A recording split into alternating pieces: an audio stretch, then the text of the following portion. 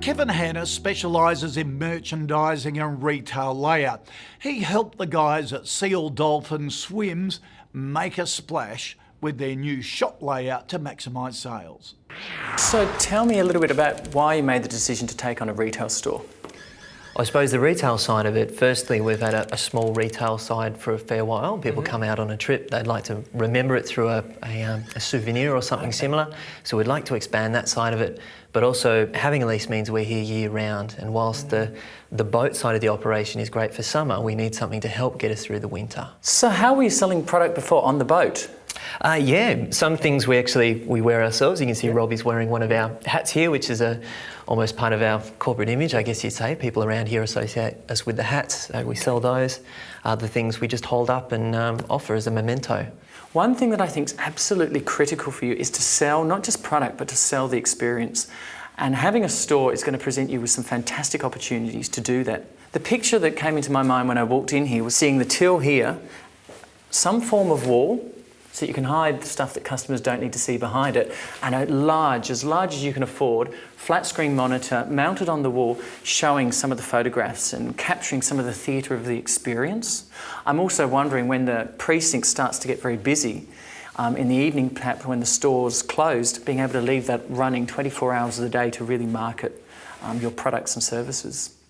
Actually, on the topic of creating theatre and activity in the shop, there's been a lot of studies that have indicated that having music in a store has increased sales. And the other thing is lighting. At the moment, I've noticed there's no lighting in the ceiling. Again, a really strong connection between good lighting and sales. Try not to compromise. Plenty of light.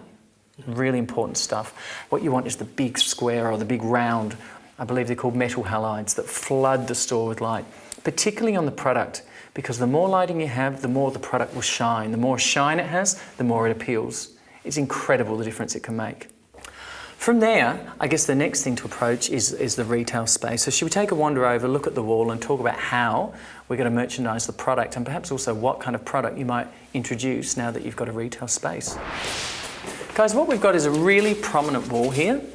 Directly opposite is the main thoroughfare into the shopping centre. So as people are coming in, they're going to see potentially a full wall of retail product. Now, you told me before that you're really keen to explore opportunities to sell more retail products. To me, this is it. For me, the absolute foundation of retailing, the foundation of merchandising is impulse. Getting people to pick up things that they weren't planning on, and certainly this is something that you'll be trading on. People won't be coming here planning to purchase things, but other than tickets for the boat. But of course they're going to be queuing up. You told me you get quite large queues. What a fantastic opportunity to sell to people on impulse. When I think of a retail brand, an Australian retail brand that have achieved incredible things by setting their stores up for impulse, I think of Australia Post. You're queuing up to purchase a stamp and they line the pathways with product and everything's accessible and everything's out on volume. So people are standing here, what are we going to put here?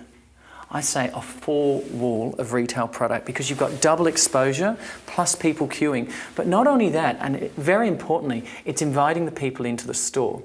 You need to look like a retail store if you want to make retail sales.